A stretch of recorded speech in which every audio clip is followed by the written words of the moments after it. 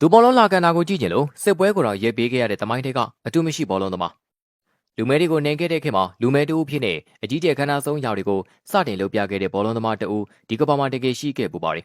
ငယ်ငယ်ကတည်းကတရက်သီးနဲ့ဘောလုံးလေးကျင်းခဲ့ရပြီမယ် professional ဖြစ်လာတဲ့အချိန်မှာတော့သူ့ရဲ့ထိကျက်တန်းကရွှေထက်ကိုဖိုးတန်ခဲ့ပါတယ်နောက်ပြီးတော့သူသွားကစားခဲ့မှုတဲ့နိုင်ငံတိုင်းမှာဆိုရင်လေသူသွားခဲ့တဲ့လန်ဒန်ကသူ့ရဲ့ခြေရာတွေကိုတရွတ်တရနိုင်ရှိုက်ခဲ့သူတွေတောင်ရှိခဲ့ပူပါတယ်နောက်ဆုံးဘယ်လောက်ထိတောင်ကြီးမြတ်ခဲ့တယ်လဲဆိုရင်သူဘောလုံးလာကန်တာကိုကြည့်ကြလို့စစ်ပြဖို့ရှိနေတာတော့စစ်မဖြစ်ပဲဒီနိုင်ငံကစောင့်ဆိုင်ပေးရတဲ့အထိဒီလူမဲဘောလုံးသမားကကဘာကိုအောင်နိုင်ခဲ့ပါတယ်သူကတခြားတော့မဟုတ်ပါဘူးအတူမရှိ the one and only ပီလီပါပီလီလို့ပြောလိုက်ရင်တော့ကျွန်တော်တို့တော်တော်များများကပီလီကိကိုပဲပြင်းပြင်းမိကြမှာဖြစ်ပါတယ်ဟုတ်ပါတယ်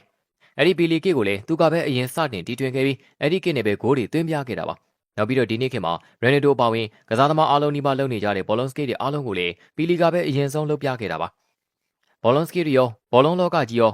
အရာအားလုံးကသူကပဲစတင်ခဲ့တာပါဟိုခေတ်တုန်းကပီလီရဲ့တီးကျက်တန်းကရွှေဖြစ်ပါတယ်ပီလီသွားရလမ်းနဲ့ဟာအောင်နိုင်မှုရဲ့လမ်းတွေဖြစ်ပါတယ်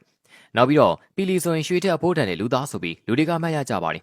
ဒီလိုကစားသမားကြီးကအခက်အခဲဆုံးကဘာပလားကြီးကိုတော့၃ကစတိုက်၃ချိန်တိတိရယူပြခဲ့ပါတယ်နောက်ပြီးတော့တွင်းခဲ့တဲ့ဂိုးတွေဆိုရင်ဒီဘက်ခေတ်ကစားသမားအယောက်90လောက်ရဲ့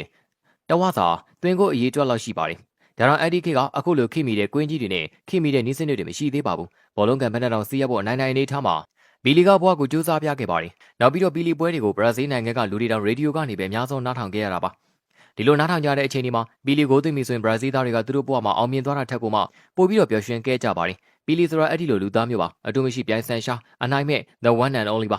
ဂုတ်တူရဲ့ကိုရွှေချောက်ပိုင်ရှင်ကဘာကိုအောင်နိုင်သူတမိုင်းကိုအောင်နိုင်သူဘောလုံးသမားရဲ့အကြီးမြတ်ဆုံးလူသားရှင်ပြိုင်နိုင်သူမရှိတဲ့ဘောလုံးနှစ်ပြားစတဲ့ဒီလိုဖက်ဖက်ကနေပြည့်စုံလုံးတဲ့ဂုံဘုတ်တွေဟာပီလီတူဦးတဲ့အတွက်ပါပဲလက်ရှိမှာဆုံးမသွားခဲ့တာ3နှစ်တောင်ရှိခဲ့ပါပြီပီလီနဲ့မာရာဒိုနာကိုပြန်ဘက်တွေဆိုပြီးတွဲပြီးတော့အမှတ်ရကြပေမဲ့မာရာဒိုနာထက်ပီလီကခုနကပြောခဲ့တဲ့ယာရီကြောင့်ပဲအများကြီးပိုတာတယ်လို့မြင်မိပါတယ်ကဘာပလာ3လုံးကို3ညစက်တက်အနိုင်ရခဲ့တာနဲ့ပီလီကကဘာပေါ်ကဘယ်ဘောလုံးသမားထက်မဆိုပိုတာပါတယ်လူမဲဖြစ်နေလို့တပန်းနေနေဆိုတဲ့ကန်ဂျမာဆိုးကြီးကိုလေ